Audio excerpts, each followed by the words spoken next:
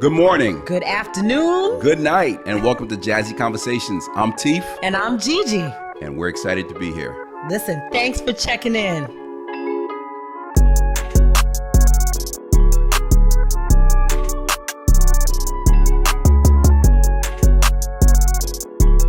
Welcome to Jazzy Conversations. I'm Teef. And I'm Gigi. And G, we are back for another episode. Another episode, Teef. I'm excited. Today's gonna be a great one. I can't wait. I've been ready for this one all week. I couldn't wait to get in the studio. When he confirmed, yes, I was like, Will Downing? Yeah. He's like, listen, I want to be on that podcast. Sound like I want to be on that podcast. Listen, I want to be on that podcast. Oh my goodness, that voice. I said, well, you gonna be on that podcast. Yes. Oh my goodness, this is a good one, Teef. This is a good I cannot one. wait. You guys will enjoy this one. Yes. All right, G. Yeah. So, before we begin. Games for me. What I got? We're going to bring them on in about 5 minutes, but I want to just go through this. I want to have some fun. Okay. Trivia. Okay. TV show trivia. Oh, First TV questions. show trivia. Mm-hmm. First questions. Cosby Show. Yes. Name all of the characters. Okay. With the father, the mother, and all the children. You know, that's dead wrong because you know I struggle with names, but here I go. Heathcliff, Claire, Theo, oh my goodness, Denise. Oh, he was a Chocolate. What's the other daughter's name? Oh, come on, I'm done. I don't want to take all the time. The daughter's name. I'm thinking of the episode where they made her drink, as they were saying, Chocolate. I can't remember. What's the other daughter's name? Vanessa. And then the older daughter, I don't remember either. Sandra. And the most popular, Rudy. How did you forget I don't about know Rudy? I stink at this. Okay, All here we right. go. All right, what else we got? Let's go to Sanford and Son. Sanford and Son. Name Lamont's best friend. Lamont's What was his best name? friend. I could see him. It was a Julio? No, it that Julio? wasn't. Julio was not his best friend. Oh. His name was Oh, no. Rollo. Rollo always had the fly denim jackets and the Applejack hat. He did. See, I could see it. The words just don't come out. All right, you got me. Name a character. Yeah. I'm going to get you guys with this one. That's on Sanford and Son and Good Times. And what is his name on those two shows?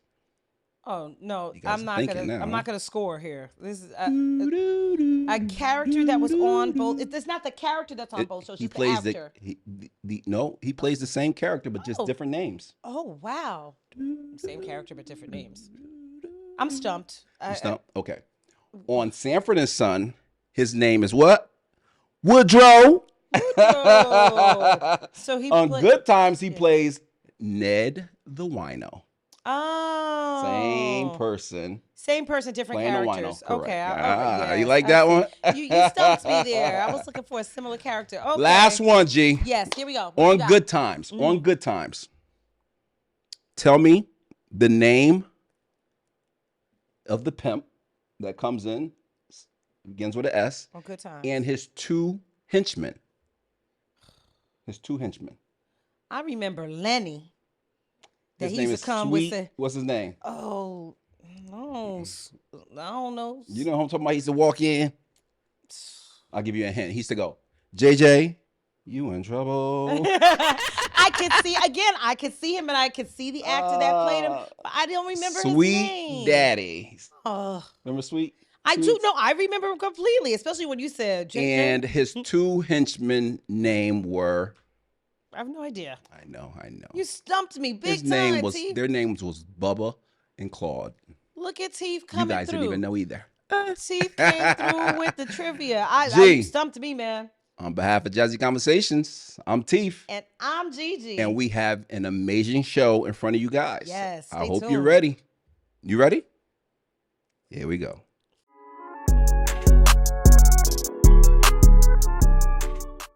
Welcome to Jazzy Conversations. I'm Teef. And I'm Gigi. Give it to me, G. And ladies and gentlemen, I know you see him. We're so excited. The legendary R&B singer, Mr. Will Downing. Will, welcome to the show. Welcome. Thank you very much. You had me looking around. I'm like, there's somebody legendary coming on the show. I'm like, we're talking about you. You are that is. Who that? They see all the plaques and the trophies in the background. I mean, listen, your career speaks for itself. Yeah. And I have to tell you, before we even get started, you can sit here and say almost nothing. You can say the alphabet. Your speaking voice is amazing. Like we're so glad to have you on. Really, really. Thank you. Glad to be here with you. We're excited. Now, we like to go through the process. So everyone, we know who Will Downing is. Some people may say, okay, I know his records, et cetera, but let me hear the history of him. Let's just go through the process and tell us about your story, who Will Downing is, okay? Yeah. So that's all we want to do. That sounds good to you? Sure. All right. Let's go. So let's start at the beginning. Will, talk about your family, siblings, where you're from. How you grew up. All that. Mm-hmm. Oh, wow. Okay. Yeah, yes. Let's go there. I grew up in Brooklyn, New York. Okay. And the Bedford-Stuyvesant, Bed-Stuy. Yeah, Bed-Stuy, do or die. Bedford-Stuyvesant, the livest one, all that. Yeah. I grew up there. I have one brother, two sisters. None of them are musically inclined in any way, shape, or form. Neither are my parents, So really? I think I'm adopted. I think I'm not. I ain't 100% sure, but somehow I acquired the musical gene. Wow. I've pretty much been doing music for the majority of my life. Mm-hmm. I didn't grow up that way. I sung in church a little bit, didn't sing in a choir. Okay. So, my family never took anything that I was doing musically seriously. So I literally lived across the street from a park. So I'm like, I played basketball, I played baseball, I played handball, I played anything that was regarding sports. That's what I did. How I ended up in music is still a mystery to me. Wow. Now, were you on any high school sports teams, basketball, football, anything? Oddly enough, I was on the bowling team. Bowling? Wow. Okay. I know. That's like saying a black person's on the swimming team. Like, black people don't bowl. I was on a bowling team. So, and this was in Brooklyn? Yeah. That's a bigger surprise that there was a high school in Brooklyn that had a bowling team. Yeah, that's true. And that you were on it. So that's all surprising. Well, listen, not to sound too old, but back then I went to high school. This is gonna mess your mind up. There are white people in my high school. When I first Now, speaking of high schools, you went to an extremely prestigious high school. Yeah, I did. I went to a high school that was an arts high school in Brooklyn. Okay. How the hell I got in there is still a mystery. There's a lot of, I'm going to say that's a mystery to me a lot because my whole life has been that. But I grew up, you had to take the arts in junior high school and elementary school. I'm sure you guys are pretty much the same way. That's right. I remember you see kids walking home with a recorder, a little white recorder. That's right. Hot cross buns. There we go. There we go. So either you played the recorder or you sung in the choir. So somehow I got thrown into the choir. So that was kind of like my first musical foray. And the teacher, when I was in junior high school, I'm gonna bring this to a head. I'm gonna make it all. Yeah, absolutely. Take your time. In junior high school, you'd have to sing like the back then they were called the Negro National Anthem, Black National Anthem. Lift every voice and sing. We used to have to sing it too. Oh yeah. Yeah. So absolutely. the teacher was walking up and down the aisle, and and a guy named Mr. Hassell, and he would always stop in front of me when he was kind of pacing, and he would kind of go. I was like, yeah. And then he moved on and he'd come back and he'd go, that's yes. And he called my parents and he's like, I think your son is a little better than some of the other kids musically. I'd like to put him into this program on the weekends called the Brooklyn Borough-wide Chorus. Wow. And, so I kept telling him, no. By the time I got home, my parents were like, yeah. You were like, how old at this point, Will?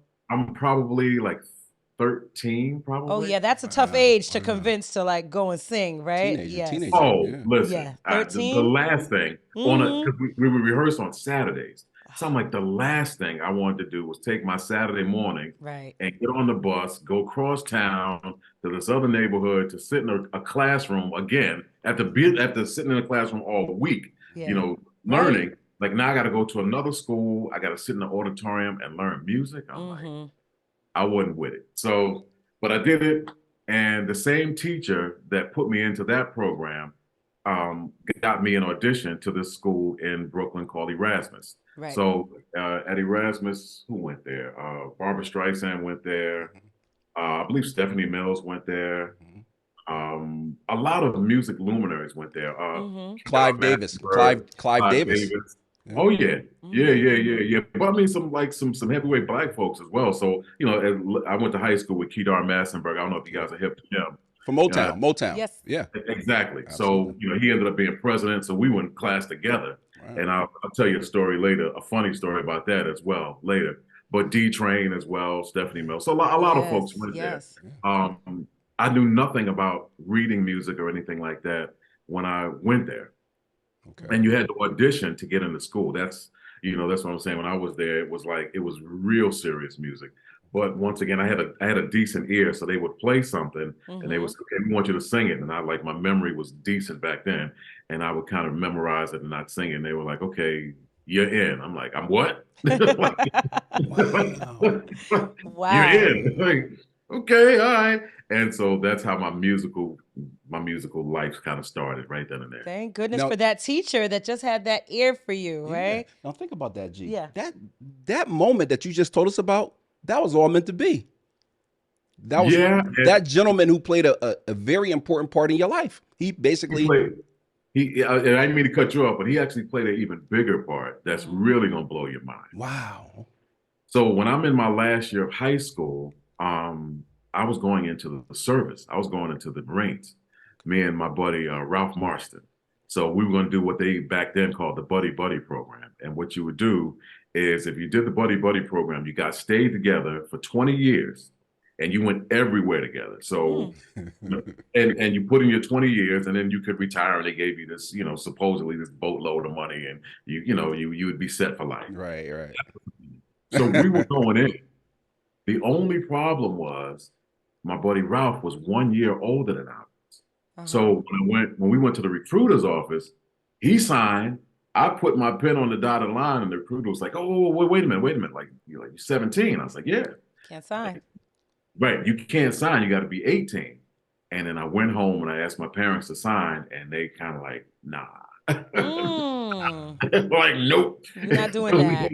We ain't signing. My father said something that I still laugh about to this day. He was like, "You and Ralph are going to protect the nation." Like you two. He wasn't buying it. He wasn't buying it.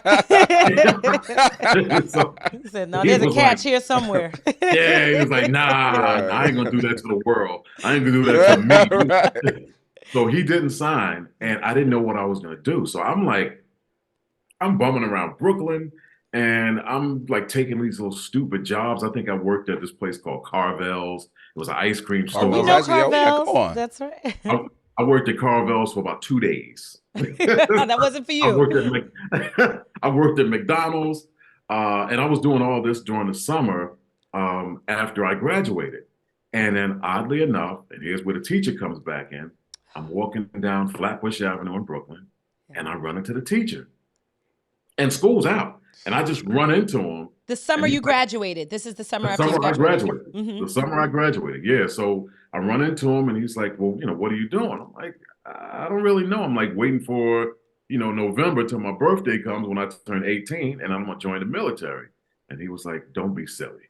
I said, "But I don't know what I'm doing. I don't know what to do. I'm at this point. I don't know what to do." My whole thing was banking on me going into the service with my buddy. Mm-hmm. So he's like, "Yo, I know this school down in Richmond, Virginia, and they gave me kind of like leeway to give out scholarships for music." So I'm like, all right, I ain't got to pay nothing. Like, "Nah, you good." He said, "If you say you want to go, fill out this application, and you're in." My goodness. This is And all meant to be. This yeah, is. and then he got me into college. I ended up going to a school called Virginia Union University. Oh, yeah, everybody know Virginia Union. Absolutely. Yes. Yeah, so I ended up going there and I ended up studying music there. And it, like, once again, kind of set me on course for the rest of my life musically. I stayed there Yes. for like a year and studied music and came back to New York and kind of jumped into the music thing full time. That So is yeah, beautiful. that dude, that Wow. one That one dude. Shout out to dude. teachers that have an expectation of their students, right? That can see something in you. So that is beautiful. What's his name? Do you remember? Yeah, I was about to His say. name is Mr. Hassel. Robert Hassel is actually All his name. right. We thank you wherever you Absolutely. are. Yes. Now, do you Yes. still have a relationship with him? Have you spoken to him over the years? I think he's passed on, Oh, unfortunately. God bless. God bless. I believe he hadn't, and if he hasn't, I'm sorry. He's been following you. He's been following you. People in Y'all my could have day. followed my He's still lead. I alive. said wherever you are. See? See, that's why you're the smart one. Yeah, and and there you go. That's why she's there. I don't need to pull out my phone and go to Google. I got Gigi. Oh, that's funny. There you go. You're right. You don't need Google. You got Gigi. There you go. There you go. So Will, okay. Now, VU. Oh, quick question. Were you there when Charles Oakley was there? Yeah. Oh, wow. See, you didn't say that because I'm like, VU, yeah. that's I didn't where know I Charles had Oakley to. went. Because I'm like, yo, that's what Charles. Okay, you guys were friends? Yeah. Oh, wow. Yeah, yep. Because it's a small school, a lot of people don't know VU, Virginia Union. And so I'm like, wow, he went to Virginia. Okay. So you come home from school. Mm-hmm. What's the next step? Give me that process. You come home. I come home from school. A lot of my buddies who I went to high school with, once again, was a musical high school, were starting to do things in music. Okay. So I started calling them, like looking for gigs. Like I started singing background around New York. I started singing background vocals around New York. And back then, writers, what they would do is they didn't have the ability to sing. They would call someone like me and say, all right, I got this song. I need someone to do the demo. I'm going to pay you $50. I'm going to pay you $100. And you do the demo, and then they would distribute the demos around town or to artists that they were trying to get the song with. And so I did a ton of those. And then the song may not have necessarily been placed with an artist, but they would go, I don't like the song, but who's the dude singing? That's right. Yes, this kid named Will. And let me get his number. And then my phone started ringing. And then it just started rolling. And I started my career. My solo career started in '88, but prior to that, I had to have done at least 5 or 6 like dance records under different names. Oh, okay. Yeah, so I'd perform everywhere. I'd be performing in the city, and what we used to do back then was like track dates. So I don't know. You guys are in Connecticut, Connecticut, yeah. What part of Connecticut? New Haven.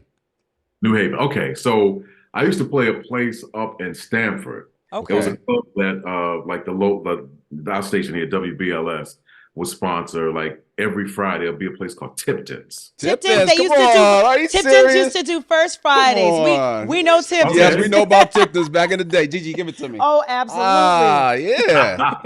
Absolutely. So yeah, I would, if I got called to do something, and I was like several group names. I was under a group name called Envy. We were on Sire Records, and I was Pilot. That was Prelude Records. I was Wally Jump Jr. in the Criminal Element on Criminal Records. I was RT in the Rockman Unlimited. I was the Goon Squad for the movie The Goonies. So all these records I put out, but under those names. So no one knew it was me. Why? And why was that? Why did you have all these alternate names? because I was a singer for hire. Okay. I understand. Yep. Yeah, so if they call you, they just say, hey, I got $1,000. I just need you to sing this lead vocal. And you do the lead vocal, and then they would put the single out. And, then if the record hit in the club, so like I do the New York circuit or the Connecticut circuit or the Jersey circuit, and you would just appear. And back then it was reel to reels. You would show with your reel to reel. Oh, wow. And they would put it on a reel, and then you get up there for like, 10 or 15 minutes, and you do your songs, and then you get out. But you could do 2 or 3 of those clubs in like a day or in a night. So you play, just keep collecting. Well, yeah, but I mean, it wasn't like it'd be like $250 a gig or something like that. Yeah. And then you get on the train and you go into the city and you play Bentleys. Then you go to the Silver Shadow. Then you go to the Fun House. Yeah. And then if you had a car, if you got called, you go out to Tipton's. Or you play Jersey, you play Club 88, or you would play Zanzibar. Yeah. And it was just depending on where the record was hot. Wow. Right. Yeah, when I was pilot, I had like 4 or 5 jumpsuits. Some pilot jumpsuits. That's with the wings. Yeah, you put on this one-piece jumpsuit and you get on the stage and you be dancing and doing your thing, and then people would pull on your pants like pilot. I love it. Around how old were you at this time? I'm still like 18 or 19. Oh, so you're loving this. This had to be a blast. I'm in heaven because I would play a club and then I would go back the next weekend and try to get chicks' numbers. I try to get ladies' numbers. Right. There you go, Will. There you go. Did you see me last week? I was pilot. Pilot, baby. Don't know me. Now, what song on Goonies? You said you did Goonies. What song? What's the name? There was a song. There was a part, oddly enough, that was cut out of the movie. It was supposed to be like a was it either an octopus or a spider? But I think it was called 8 Arms to Hold You. Okay. Oh. Okay. Yeah, it was called 8 Arms to Hold You. And me and a young lady named BJ Nelson, we were in the group called the Goon Squad. They ended up putting the song on the soundtrack, but they cut that piece out of the movie. I was gonna say, I know the movie The Goonies. That's why I'm asking. Yeah. I'm like, everyone knows Goonies. Well, now I got to go check the soundtrack. But they cut it out. Yeah. Yes. But even sillier and funnier than that is that that record came out. It did well in the clubs. Like once again, these are club records, and literally it is relegated to up and down the East Coast, from Connecticut to maybe DC. Maybe. But with the Goon Squad, it was we did well in Florida, right? So we would put these records out. You would work, every weekend, maybe for a month, and then the record would just die. And then, you do another record and then he released it. And it was sort of like that sort of thing. So when we had the Goon Squad record out, we had 8 Arms to Hold You. Record came out, did well, faded, right? So then we weren't doing anything at all. We were just in the studio, still going back to doing background vocals. Then all of a sudden, the phone starts ringing from this booking agency. And they're saying, hey, we got all these gigs for the Goon Squad. And I'm like, really? I'm like, the record's been dead for a minute. And I was like, yeah, we got these gigs. Do you want them? Like, yeah, great. So we take these little track dates, and one day we went down to Florida, like Fort Lauderdale, Florida. And we ended up playing this white club, which was rare. And that rarely happened. Like I said, we go to Tipton's, we go to Bentley. These are clubs. We always play black clubs. Right. And all of a sudden, we got all these bookings for these white clubs. So we go there, we go to sound check with the reel to reel, and we do the sound check, and the owner of the club's like, "Oh man, this is great. So you want to test the new song? You want to test the hit?" It's like, what hit? Yeah, and that's what I'm saying. I'm going like, yeah, we just did the hit. 8 Arms to Hold You. They were like, no, the new hit. And I'm going, new hit? One of the producers, like I said, I was a singer for hire. It wasn't relegated exclusively to me. He called anybody to be a singer for hire. They put out another record under the name The Goon Squad. Oh my goodness. And didn't use me and the young lady BJ. And so there was another record out there that hit that we weren't even. Y'all didn't even know about. Wow. Oh my goodness. You couldn't even pretend then. That's it. You had to improvise. What did you do? I had to sit there, and I got a reel to reel, and I've got this blank tape, at the end of our reel to reel. We had to record the record onto the reel to reel. See. And I had to edit out all of the vocals and just have the chorus. And so with a groove, if I found 8 or 16 measures of just the groove, da, da, da, da, da, da, da, da, da. And then when the vocals about to come in, we would stop and I would, jump back on it. back then you'd have to splice it with a razor blade, and you'd have to splice that out and then find another piece that had an instrumental part, and you have to put them together with some tape, and then, and that's the way you did it. I sat there, and it's a hard process. It sounds like it. For hours, and the owner is standing over me, and he's like, I'm gonna kick your ass. How could you know though? That is wild. That's why you pulled it off. To you and to me, it makes common sense. Like, hey, I didn't know, but they sold tickets to this thing, and it's a club, and like they announced it. They were promoting it as it's like, you better get up there and do something. Right. Yeah, the name of the song was called Power Drill. So these white kids came into this club, and we're on stage. I'm sweating like a hoe in church. Like we're trying to pull this new song off. Wow. And I'm like, power drill. Your love cuts me like a power drill. And the regular, zoom, zoom. I'm like, so that's funny. That was the sound of the power drill. Zoom, zoom. I think that's funny. That's funny. So what happened at the end? What happened? They paid me. They paid us. You got paid. Yeah. Got on the plane. We went home, and I canceled all the gigs after that. And like, hey, we made it out. Like, that's it. Oh my goodness. No more 12 inches, no more dance records. And then that's when my solo career got launched. Okay, now right there, that's perfect. So you go home for how long? A month or two before you say, okay, let's no, this is like months. I mean, maybe like a year, or maybe a month. I mean, I just went back to just singing background vocals on records. So, okay. I did tons of records. We did Jennifer Holiday, Stephanie Mills, Bruce Springsteen. I can look on my wall. Billy Ocean. Did you do Billy Joel? I did. I thought I saw that somewhere. Yeah.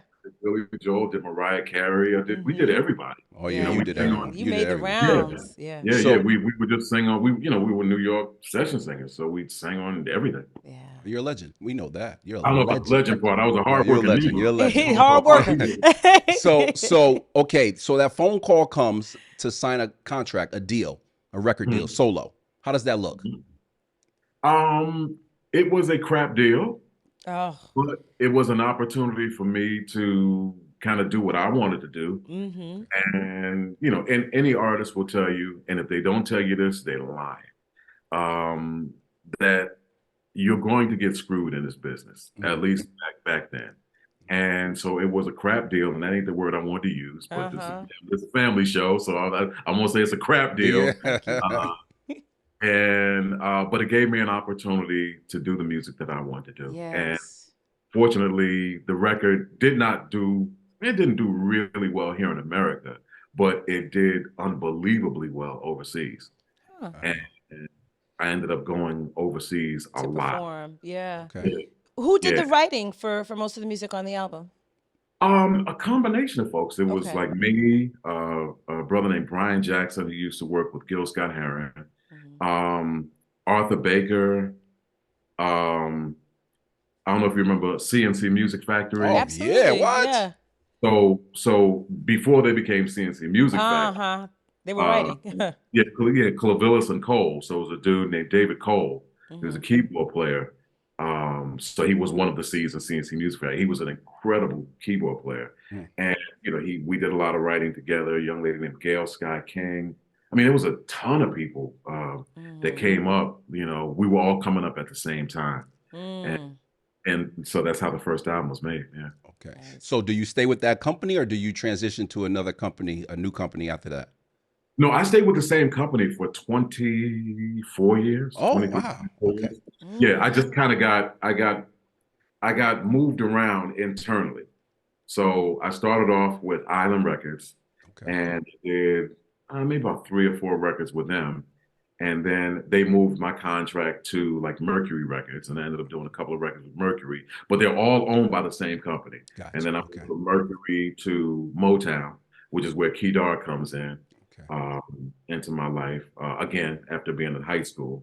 And it went from Motown to another part of to another label within the same system. So I stayed in the same system for 24 years.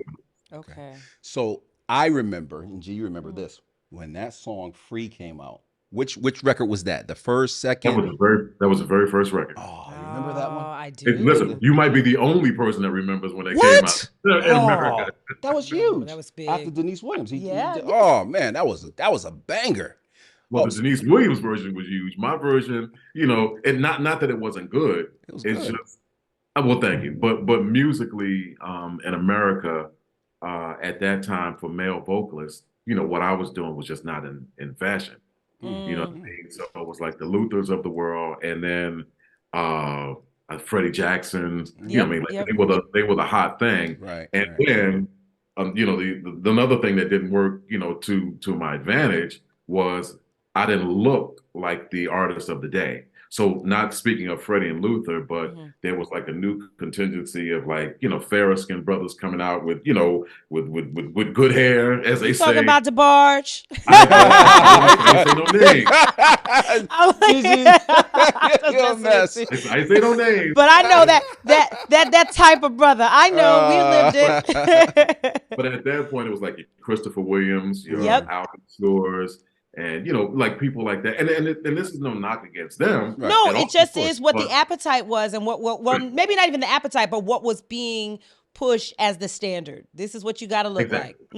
Exactly. And I did not have that. So I came in, and back then I had hair. So I just was not in fashion. So, and then what I was doing musically really didn't like coincide with what was coming in. So new jazz was coming in, that sort of thing. It was like a sound. And I always had like the sound that you hear now is pretty much in step with the sound that I had then. So here I am, I'm doing like kind of R&B jazzy stuff. And like, they're like, can you? And I was like, this is kind of my thing. That's not what I do. Yeah. It's not what I do. And they couldn't say no because, what we were doing was selling and somewhere in the world. So they were making, a pretty fair amount of money from the European market from what I did. And then when we came back to America, which is like album number 3, then they started making money in America. So it wasn't like, what you're doing ain't working. It's working, but it's just, damn, we could be so much bigger if you transition. Right.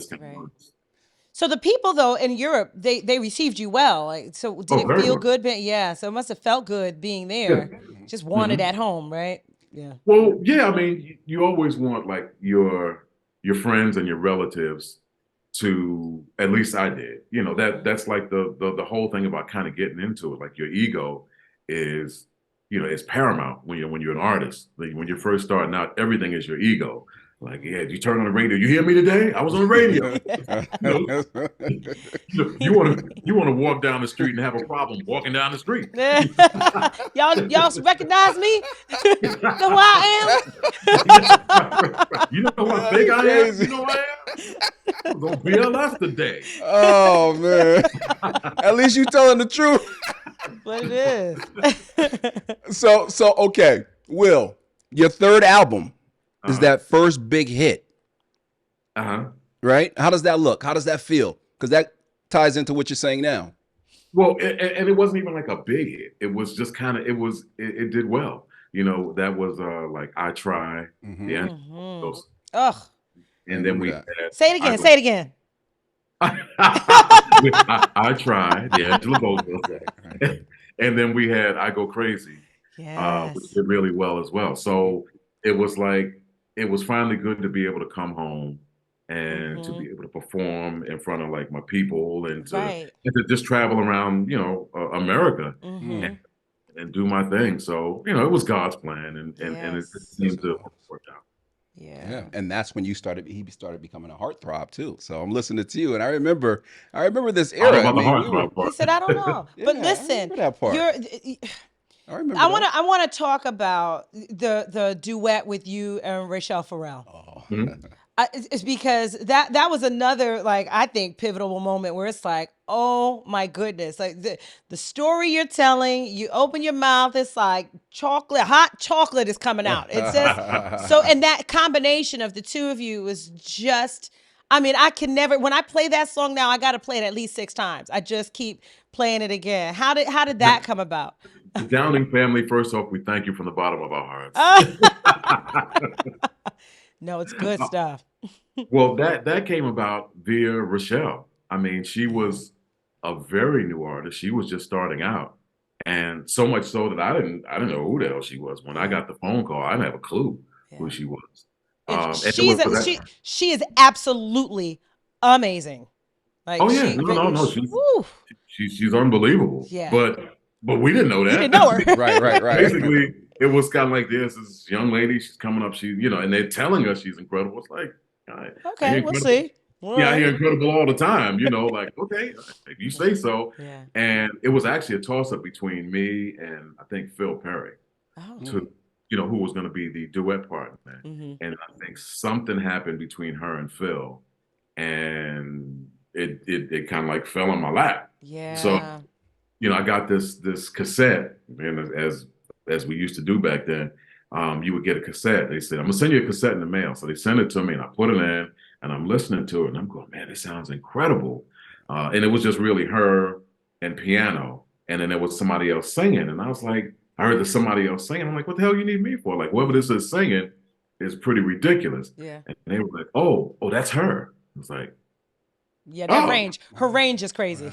Oh yeah. So I'm like, okay. And then I kind of knew, like, all right, you better step your game up, when you go and work with this young lady. And so we went to the studio, and I gotta tell you, upon first doing it, it wasn't like that, this loving kind of thing that you might have in your mind. Right. It was like, just hitting it off, and we do it in one take and all this. Right. I mean, that girl is like, she worked me harder than I've ever been worked in a studio. So it took us like 2 days. Okay. To kind of Frankenstein, this project together. Well worth it. Yeah. In hindsight, yes, it was worth it. But at the moment, I was like, what is going on? I'm like, if I never see you again, right with me. I'll be all right.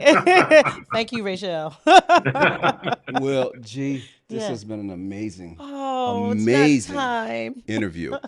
So our producer has given us a cue. So before we do that, though, this is open dialogue. Tell us what you got going on. Are you writing any books? Are you in any movies? Working on any new albums? Tell us what's going on with you. I got a face for radio, so so you ain't gonna see me in nobody's movie. I just released the 26th album in my career. It's entitled Pieces. So that's what I'm out working right now. I have a song out called Love on You, which the original version is kind of like an Afrobeat sort of thing. And I just finished doing a remix, which we're releasing very soon. So look out for that. What is the name of the album again? We want to make sure people hear it. Peace and Soul? No, Pieces. Pieces. Yeah, okay. Yes, Pieces. And it's pieces of songs that I kind of wrote during the pandemic. So, and we put them together and put out this album. So it's called Pieces for that reason. Nice. And it's album number 26. So what I'm doing after that is we're going to tour that album, as we always do, along with the other hits that I've had over the years.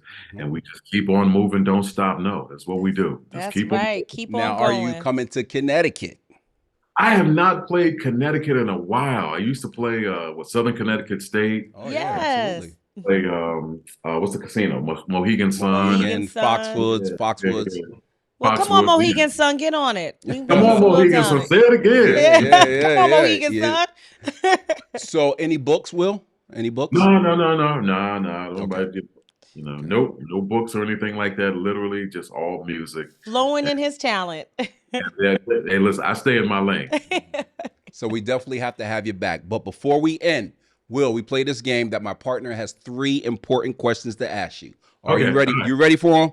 I'm not, but let's go. Listen, if you've seen the show and if you've enjoyed yourself, this will be very easy. There you go. Okay. The top 3 podcasts that you listen to or enjoy, starting with your most favorite. T for Gigi. Well, there you go. So, G, give it to me. Wonderful. There you go.